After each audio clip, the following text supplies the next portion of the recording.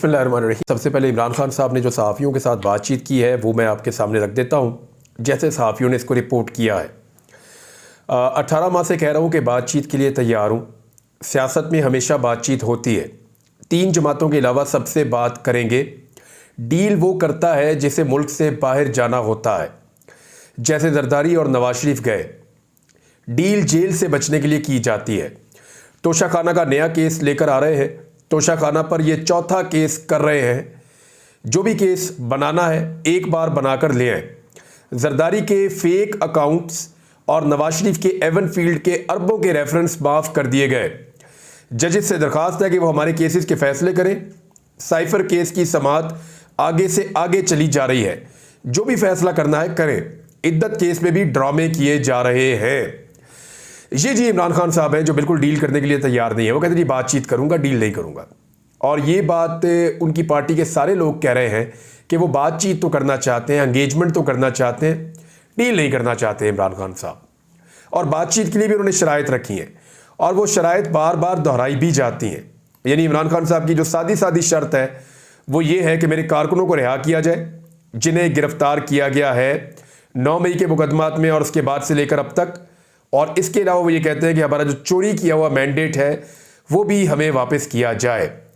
नजम सेठी इस बात की गवाही दे रहे हैं कि इमरान खान एक्चुअली डील नहीं कर पाएंगे, क्योंकि नजम सेठी की मुलाकातें जरदारी नवाज शरीफ हर तरफ ही रहती हैं और वो बड़े ऑब्लाइज भी होते रहे लोगों से। साबिक वज़ीर आला भी रहे हैं, निगरान, और पीसीबी के चेयरमैन भी रहे हैं। बड़े ओहदे उनको देते रहे हैं। नवाज शरीफ साहब के बड़े गमखार हैं।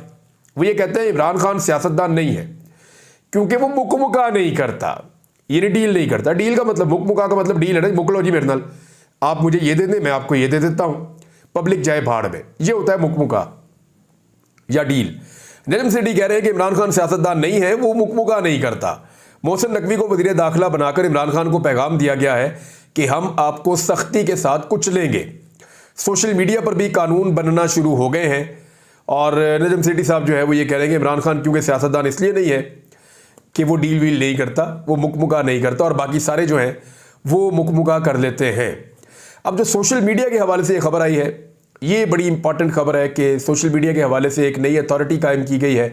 इसकी तफसीलात मैं आपके साथ शेयर करूंगा। वो करने ये जा रहे हैं कि साइबर क्राइम के हवाले से एक नया पूरा विंग बना रहे हैं और उसका जो सरबराह है उसको IG वाले इख्तियारात दे रहे हैं और अब पीका कवानीन के तहत ये इसको करने जा रहे हैं। मैं ये कहता हूँ सख्त से सख्त कवानीन सोशल मीडिया के होने चाहिए, लेकिन उनका इस्तेमाल ठीक होना चाहिए। बेशतर सहाफ़ियों का ये कहना है कि पाकिस्तान में जो डेफेमेशन के लॉज हैं उनको बेहतर करना चाहिए, जो सिविल सूट्स हैं वो करने चाहिए।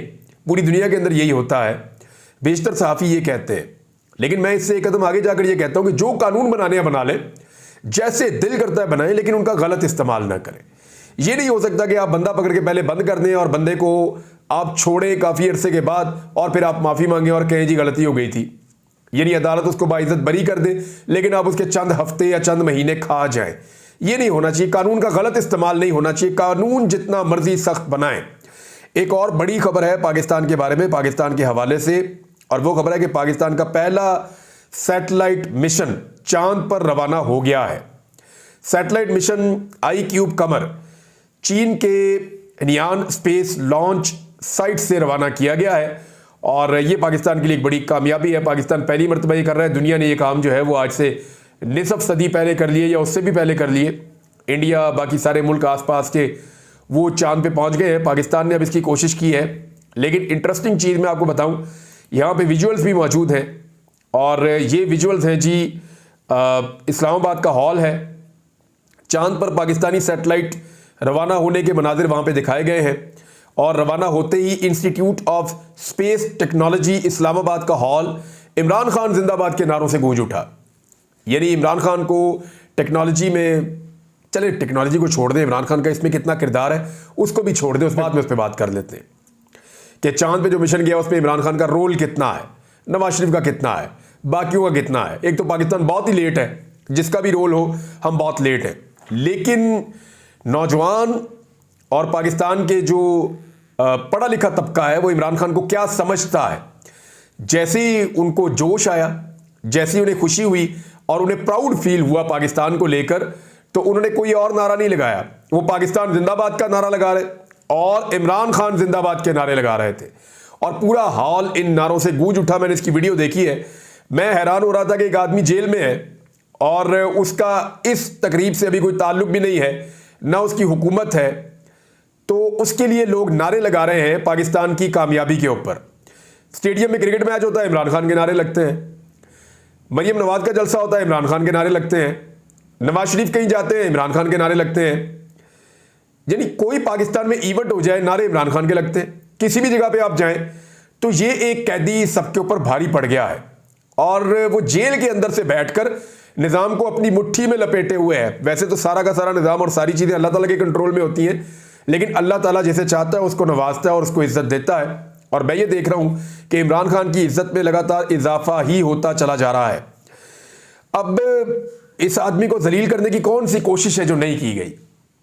ना मैं वो स्टेटमेंट चलाना चाहता हूँ, ना मैं उनकी बेटियां दिखाना चाहता हूँ, लेकिन सीरियसली बात यह है कि नौबत यहां तक आ गई है कि एक बेटियों को आकर गवाही देनी पड़ रही है, बापर्दा बेटियों को, कि उनकी मां एक बापर्दा खातून है।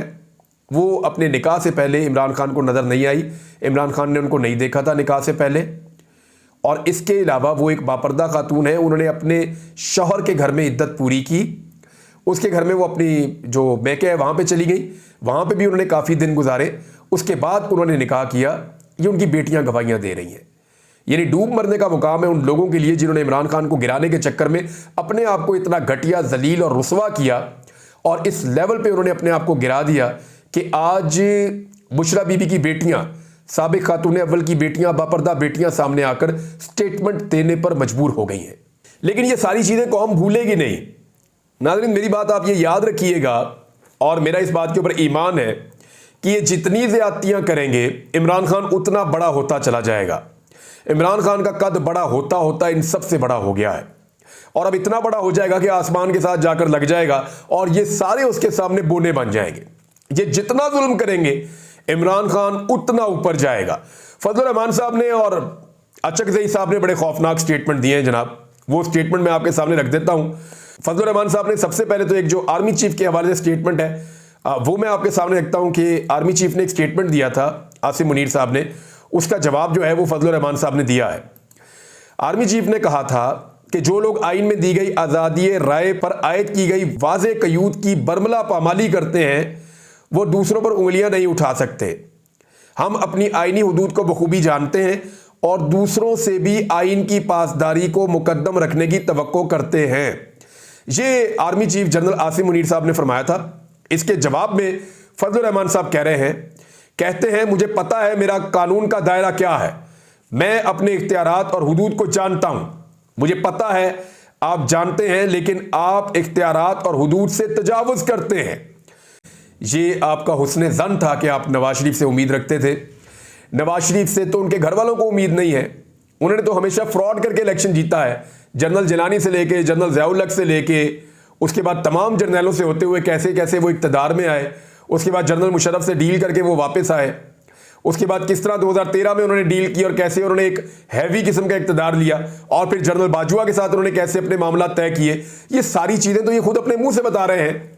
तो ये तो आपने वैसे ही मियाँ नवाज शरीफ साहब को उठा दिया थोड़ा सा। मियाँ साहब इस तरह के कभी नहीं थे जैसा आप सोच रहे थे। वो हमेशा अपनी शिकस्त को एस्टेब्लिशमेंट के साथ मिलकर कामयाबियों में बदलते रहे हैं। एक और चीज़ जो अचकज़ई साहब कह रहे हैं कि इमरान खान के केसेस को अगर ख़त्म नहीं भी करना तो कम अज़ कम उसको रिहा कर दें ताकि वो पेशियां भुगते, और उसके घर वालों पर, बीवी पर जो बेतुके किस्म के केस बनाए गए हैं जिनको सुनकर किसी भी मुसलमान को शर्म आती है, उन्हें ख़त्म करो। ये भी जनाब अचकज़ई साहब ने मुतालबा किया है। अच्छा नाज़रीन, डील के हवाले से एक चीज़ और मैं आपको बता दूं कि 3 जमातों से तो बात बिल्कुल नहीं करेंगे। इमरान खान साहब ने जेल में ये भी क्लियर किया है, यानी उन 3 जमातों से तो बात नहीं करनी जिन्होंने इमरान खान का मैंडेट चोरी किया, जिसमें पीपल्स पार्टी है, PMLN है और MQM है। MQM तो एक भी सीट नहीं जीती, वो तो सारी सीटें जो है पाकिस्तान तहरीक इंसाफ की लेकर गई है। PM, लेकिन ये कोई वजह नहीं है कि इख्तिलाफ राय की बुनियाद के ऊपर हम एक दूसरे को अकेला छोड़ दें और मरने के लिए छोड़ दें। किसी भी सहाफ़ी को गैर कानूनी तरीके से अगवा करना, उसके ऊपर गैर कानूनी तरीके से मुकदमात बनाना, या उसको मुल्क छोड़ने पर मजबूर करना, या उसको कत्ल कर देना, इन मामलात के ऊपर हम सबको इकट्ठे होना चाहिए। जिसने किसी सहाफी को पकड़ता है कानून के मुताबिक आगे पकड़े और कानून के मुताबिक केस करे, उस पर जस्टिफाई करे, उसके खिलाफ कार्रवाई करे, ये बहुत अच्छी बात है। लेकिन जो गैर कानूनी हथकंडे हैं उनके खिलाफ तमाम सहाफियों को इकट्ठे होना पड़ेगा। ये मैं पहले भी कहता रहा हूं, ये मैं आज भी कह रहा हूं। यानी मुझे कुछ लोगों ने कहा कि हामिद मीर साहब ने एक दौर ऐसा था कि आपको उनसे इख्तलाफ था, उन्होंने कुछ ट्वीट किया, आपकी जान खतरे में पड़ गई। तो मैंने उन सबसे कहा कि भाई इख्तलाफ अपनी जगह पे है, लेकिन गलतफहमियां भी अपनी जगह पे हैं, इख्तलाफ भी अपनी जगह पे है।